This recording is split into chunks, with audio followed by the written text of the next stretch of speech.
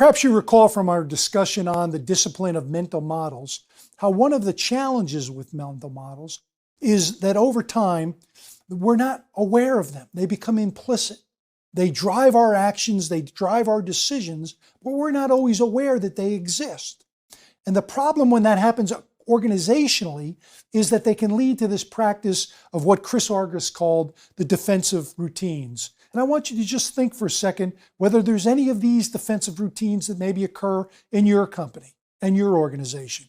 Actions intended to decrease understanding and trust actually do the opposite. Or perhaps this one where we blame others. When you sit around and you see people blaming and pointing fingers, that's a kind of defensive routine that's easily to get into in an organization. Or the power of organizational inertia.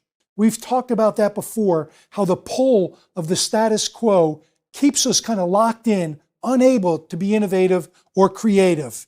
Upward communications. You've all had those people work with you that their level of communication upward is significantly more advanced than it is downward, isn't it? Or perhaps playing the budget games. It's that time of year when people start playing budget games to see if they can protect their turf in the organization. And then this notion of people not behaving reasonably even when there's no reason for it. We talked about the principle of psychological reactance and how when things are imposed upon them, they push back, even if it could be something good for them and for the organization. And then this notion of who is the management team? The management team decided this, the management team decided that. Another example of this defensive routine that you can get into, and you have to really be concerned of in your organization because it'll certainly impede and constrain your organizational progress. So let's spend a minute right now.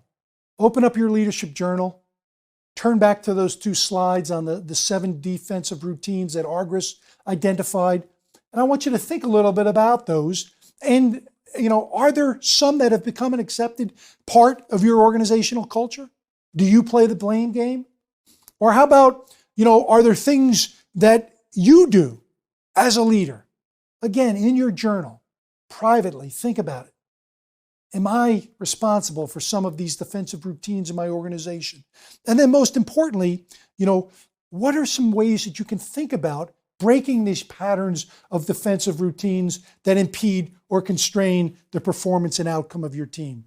Take a few moments now to consider how defensive routines could be perhaps constraining the performance of your team and your organization.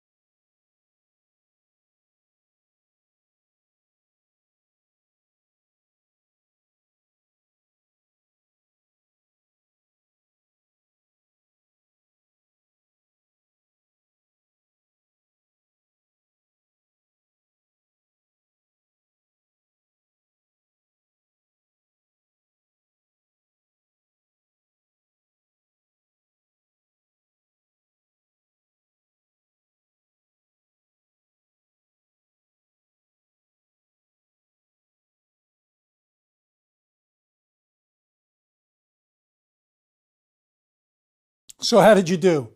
Were you able to find a few of these defensive routines that perhaps you're guilty of or that occur in your organization? And do you agree that if you think about it honestly, these are routines that certainly have impeded your progress and your ability to perform highly as an organization? I hope you've looked at them and will continue to think about the relationship between team learning, these mental models, and improving performance by overcoming these defensive routines.